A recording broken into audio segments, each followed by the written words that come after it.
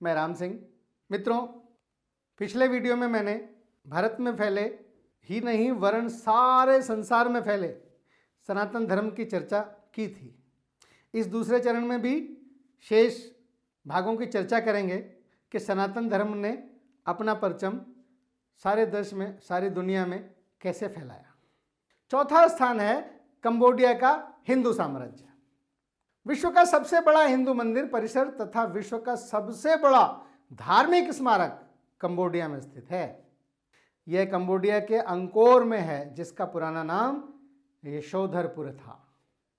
इसका निर्माण सम्राट सूर्यवर्मन द्वितीय 1112 से 53 ईस्वी पूर्व के शासनकाल में हुआ था। यह विष्णु मंदिर है, जबकि इसके पूर्ववर्ती शासकों ने प्राय शिव मंदिरों का निर्माण किया था। कंबोडिया में बड़ी संख्या में हिंदू और बौद्ध मंदिर हैं, जो इस बात की गवाही देते हैं कि कभी यहां भी हिंदू धर्म अपने चरम पर था। पौराणिक काल का कंबोज देश, कल का कंपूचिया और आज का कंबोडिया, पहले हिंदू रहा और फिर बौद्ध हो गया। सदियों के कालखंड में 27 राजाओं ने राज किया, कोई हिंदू रहा, कोई बौद्ध। यही वजह है कि पूरे देश में दोनों धर्मों के देवी देवताओं की मूर्तियां बिखरी पड़ी हैं। भगवान बुद्ध तो हर जगह हैं, लेकिन शायद ही कोई ऐसी खास जगह हो जहां ब्रह्मा विष्णु महेश में से कोई ना हो। और फिर अंकोर वाट मंदिर की बात ही निराली है। यह दुनिया का सबसे बड़ा विष्णु मंदिर है। विश्व विरासत में शामिल अंकोर वाट मंदिर समूह को अंकोर वाट के राजा सूर्यवर्मन द्वितीय ने 12वीं सदी में बनवाया था। 14वीं सदी में बौद्ध धर्म का प्रभाव बढ़ने पर शासकों ने इसे बौद्ध स्वरूप दे दिया। बाद की सदियों में यह गुमनामी के अंधेरों में खो गया। एक फ्रांसीसी पुरातत्वविद ने इसे खोज निकाला। आज यह मंदिर जिस रूप में है, उसमें भारतीय पुरातत्व सर्वेक्षण का बहुत योगदान है। सन 1986 से 93 तक ASI ने यहां संरक्षण का काम किया। अंकोर वाट की दीवारें रामायण और महाभारत की कहानियां कहती हैं। यह मंदिर लगभग 1 स्क्वायर मील क्षेत्र में फैला हुआ है। यहाँ की दीवारों पर बने चित्र और उकेरी गई मूर्तियां हिंदू धर्म की गौरवशाली इतिहास की कहानी को बयां करती हैं। सीताहरण, हनुमान का अशोक वाटिका में प्रवेश, अंगद प्रसंग, राम रावण युद्ध, महाभारत जैसे अनेक दृश्य बेहद बारीकी से उकेरे गए हैं। अंकोर वाट के आसपास कई प्राचीन मंदिर और उनके भग्नावशेष मौजूद हैं। इस क्षेत्र को अंकोर वाट पार्क कहा जाता है। सियाम रीप क्षेत्र अपने आगोश में 325 से ज्यादा मंदिर समेटे हुए हैं। 5वां स्थान है अफ्रीका। भगवान शिव कहां नहीं है? कहते हैं कण कण में है शिव, कंकर कंकर में है भगवान शंकर। कैलाश में शिव और काशी में वहां भी शिव, और अब अफ्रीका में शिव। साउथ अफ्रीका में भी शिव की मूर्ति का पाया जाना इस बात का सबूत है कि आज से 6000 वर्ष पूर्व अफ्रीकी लोग भी हिंदू धर्म का पालन करते थे। साउथ अफ्रीका के सुद्वारा नामक एक गुफा में पुरातत्वविदों को महादेव की 6000 वर्ष पुरानी शिवलिंग की मूर्ति मिली, जिसे कठोर ग्रेनाइट पत्थर से बनाया गया है।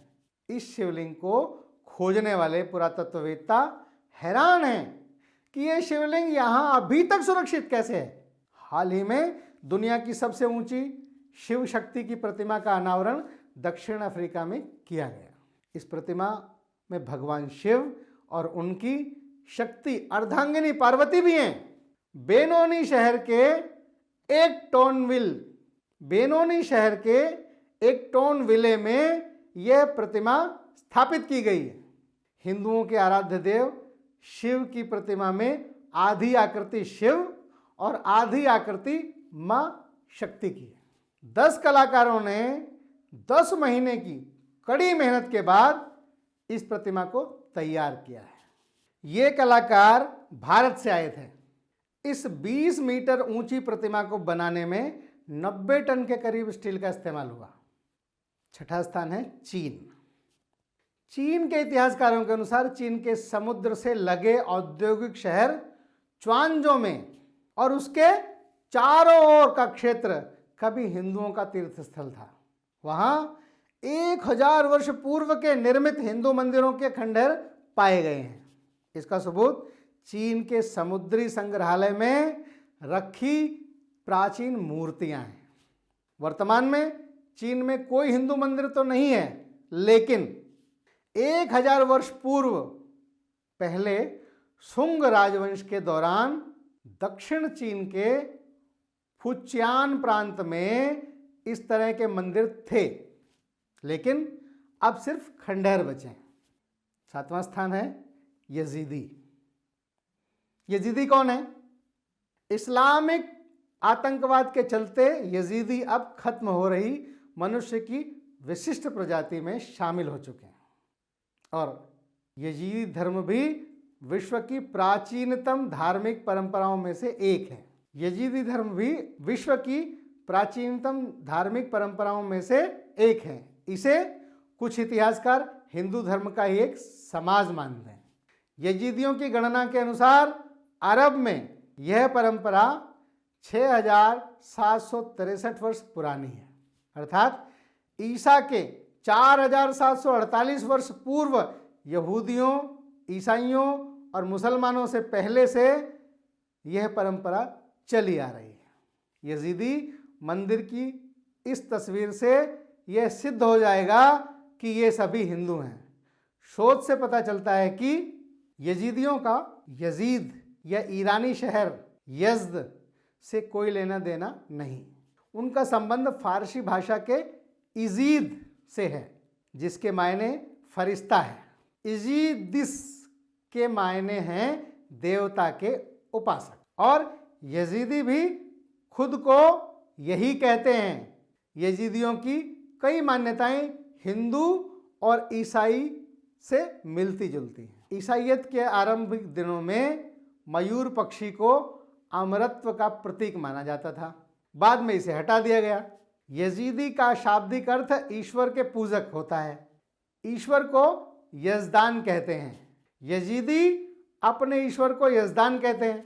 यजदान से 7 महान आत्माएं निकलती हैं, जिनमें मयूर एंजल है, जिसे मलक ताऊस कहा जाता है। मयूर एंजल को दैवीय इच्छाएं पूरी करने वाला माना जाता है।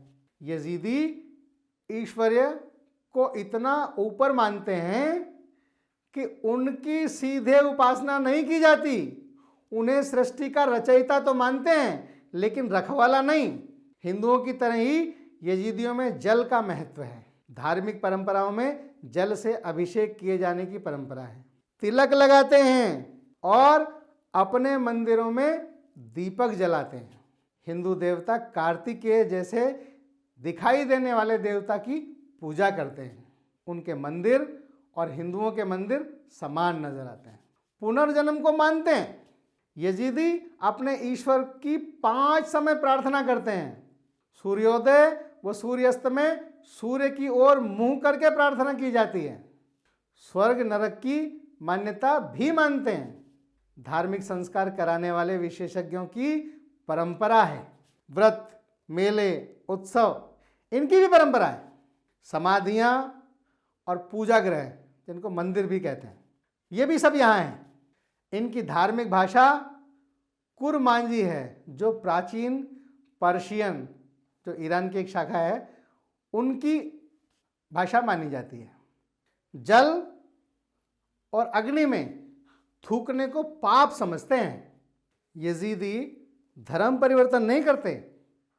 यजीदी के लिए धर्म निकाला सबसे दुर्भाग्यपूर्ण माना जाता है, क्योंकि ऐसा होने पर उसकी आत्मा को मोक्ष नहीं मिलता। इस विषय को यहीं पर समाप्त करता हूं बंधुओं। अगले वीडियो में हम फिर मिलेंगे सनातन धर्म परंपरा के अपने तीसरे चरण में। तब तक के लिए आप सभी को नमस्कार, वीडियो के अंत तक बने रहने के लिए आप सभी का बहुत बहुत धन्यवाद।